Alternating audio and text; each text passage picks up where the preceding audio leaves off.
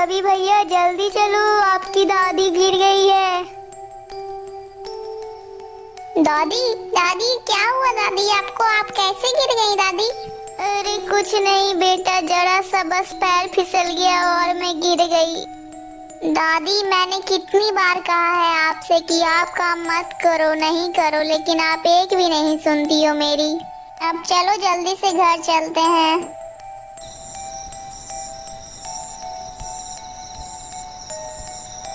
दादी मैं कल सुबह शहर जाऊंगा और वहाँ जाकर काम करूंगा, जिससे मेरी कमाई बेहतर होगी और आपको काम करने की भी कोई जरूरत नहीं होगी। फिर क्या करूं बेटा, तेरे माता पिता के जाने के बाद एक तो मैं ही बची थी जो दूसरे के घर का काम कर कर अपने घर को चलाती थी। लेकिन दादी अब आप दूसरों को काम नहीं करोगी, मैं कल सुबह ही शहर जाऊंगा। ठीक है बेटा, जैसी तुम्हारी इच्छा। अब रात बहुत हो गई है, अब तुम सो जाओ।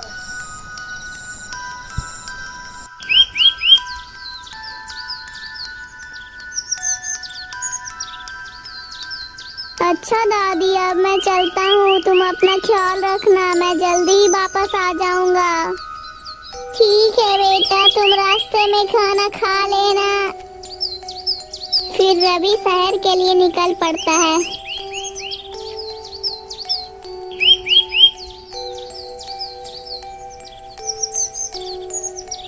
अब तो मैं चलते चलते बहुत ही थक चुका हूँ और मुझे बहुत ही तेज प्यास भी लगी है।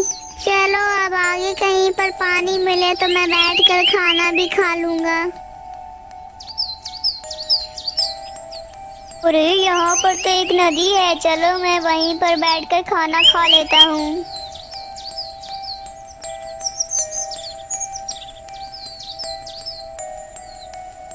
अरे बेटा मैं 3 दिनों से बहुत भूखा हूँ, क्या तुम मुझे भी कुछ खाने के लिए दे सकते हो? हाँ बाबा क्यों नहीं, आप जाइए और पेड़ से एक पत्ता तोड़कर ले आइए और मेरे साथ बैठकर खा लीजिए। नहीं बेटा मैं बाल ब्रह्मचारी हूँ, इसीलिए मैं किसी भी जीव को कष्ट नहीं देता हूँ, मैं ये पत्ता नहीं तोड़ सकता हूँ। बेटा तुम ही चले जाओ और पत्ता तोड़कर ले आओ। ठीक है बाबा, आप यहीं बैठिए, मैं अभी पत्ता तोड़कर लेकर आता हूँ। रवि जैसे ही पत्ता तोड़ने के लिए जाता है तभी साधु के भेष में आया हुआ ठग उसका सारा सामान लेकर फुर हो जाता है। अरे ये बाबा जी कहाँ गए? और मेरा सामान भी नहीं है, लगता है उस बाबा के भेष में कोई चोर मेरा सामान लेकर चला गया।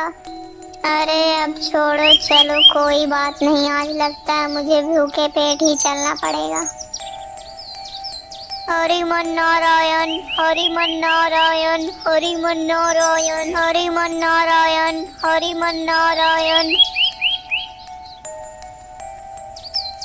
अरे ये बगुला कितना भक्ति करता है, एक तरफ ये बगुला टपाटप मछली खा रहा है और दूसरी तरफ नारायण नारायण का जाप कर रहा है।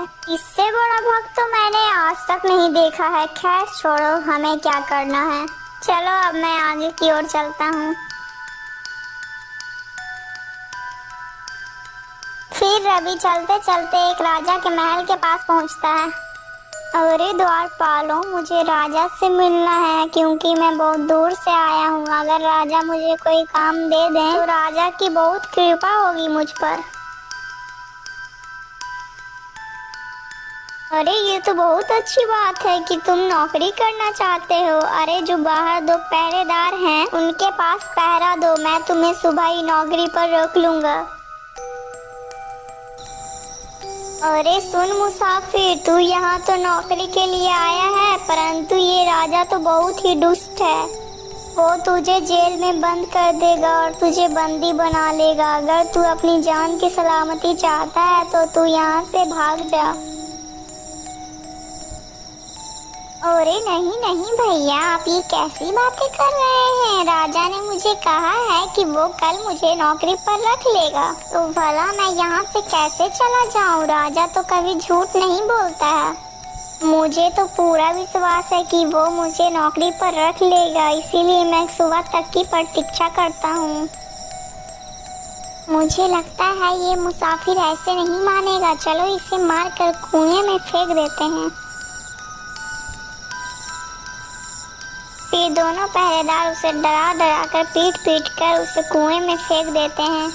लेकिन रवि कुएं में ही लटका रहता है और दोनों पहरेदारों को लगता है कि वो मुसाफिर कुएं में डूब गया है और वो दोनों वहां से चले जाते हैं। तभी वो रवि चुपके से कुएं से निकल आता है और वो रवि पेड़ के पीछे छिप जाता है। मुझे लगता है कि सभी लोग सो चुके हैं। चलो अब हम दोनों अपना काम पूरा करते हैं। अरे ये लोग कहाँ जा रहे हैं? चलो मैं भी चलता हूँ।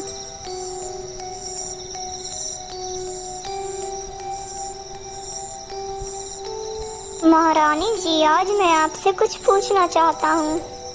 पूछिए महाराज, आपको क्या पूछना है? महारानी जी, मुझे यह बताइए कि पतिव्रता स्त्री कौन होती है? पतिव्रता स्त्री वो होती है जो किसी गैर पुरुष को नहीं देखती है। अरे जल्दी करो बल्लू, नहीं तो किसी ने अगर हमें देख लिया तो हमारी खैर नहीं। चलो जल्दी से इस खजाने को झाड़ियों के पीछे छिपा देते हैं। रवि पेड़ के पीछे छिपकर उन दोनों का करतूत देख रहा होता है। अरे अभी तो काफी रात पड़ी है, चलो मैं यहीं पर छिपकर बैठ जाता हूँ, वरना ये लोग अगर मुझे देख लेंगे तो मुझे तो ये लोग मार ही डालेंगे। अरे ये क्या, ये महारानी जी इतना सज धज कर इतनी रात में कहाँ जा रही हैं?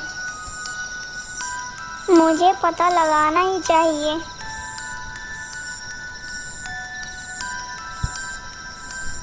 अरे मूर्ख, तुझे इतनी देर कैसे हो गई? मैं इतनी ठंड में बैठे बैठे परेशान हो गया हूँ और तू अब आई है। बता मुझे, तू इतनी देर तक कहाँ थी? क्या बताऊँ महाराज, आज बहुत ही देर से सोए थे, इसीलिए आज मुझे देर हो गई। अरे बदमाश बदचलन, तू मुझसे छल कर रही है? रुक, मैं आज तुझे तो मार ही दूंगा। फिर वो आदमी आग की लकड़ी उठाकर महारानी के पीठ पे मार देता है, जिसके कारण महारानी की पीठ जल जाती है और वो वहां से जल्दी भाग जाती है।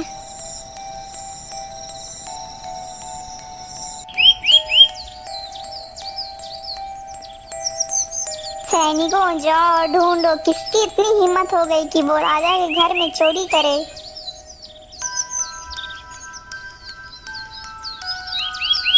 अरे पता नहीं किसने राजा के घर में चोरी कर ली।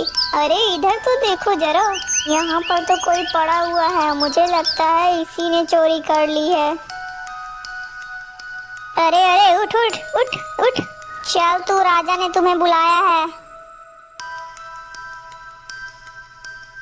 अरे तू तो वही है ना जो मेरे पास काम के लिए आया था और तुमने रात भर में चोरी भी कर ली। सैनिकों, इसे मृत्युदंड दे दिया जाए।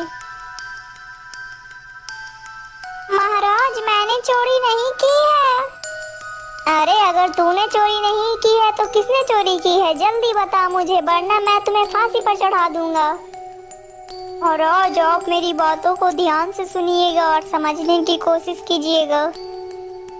पत्ता ना तोड़े ब्रह्मचारी, नारायण नारायण जो रटे उसकी चोच भारी। और दौड़ खड़े जो सम्मान लूटे, गैर मर्द को ना देखे पतिव्रता नारी। अरे ये तू क्या कह रहा है? मैं तुमसे कुछ और पूछ रहा हूँ और तू यहाँ पर खड़ा होकर पहेलियाँ बुझा रहा है। सैनिकों, इसे मारो। अरे नहीं नहीं महाराज, आप मुझे मत मारो, मैं अपनी पहेलियों को आपको बता देता हूँ। फिर वो राजा को अपने साथ हुई सारी घटनाओं को बता देता है कि कैसे उसे साधु ने ठग लिया और कैसे द्वारपालों ने उसे मारकर कुएं में फेंक दिया और रात में क्या क्या हुआ। उसने राजा को सारी बातें बता दी। राजा हैरान होकर बोलता है, लेकिन मुझे एक बात समझ में नहीं आई कि तुम ये पतिव्रता नारी के बारे में क्या बोल रहे थे। महाराज, कल रात जब आप अपनी पत्नी से पूछ रहे थे कि पतिव्रता स्त्री कौन होती है, तब महारानी ने आपको सारी बातें बताई, लेकिन जब आप सो गए थे तब महारानी जी जंगल में जाकर किसी गैर मर्द से मिलने गई थी और वो मर्द उसे जलती हुई लकड़ियों से उनका पीठ जला देता है, मानो कि उन पर प्रहार कर रहा है और महारानी जी की पीठ जल गई है। अगर आपको मेरी बातों पर विश्वास ना हो तो आप महारानी जी के पीठ पर देखिए कि जलने का निशान है।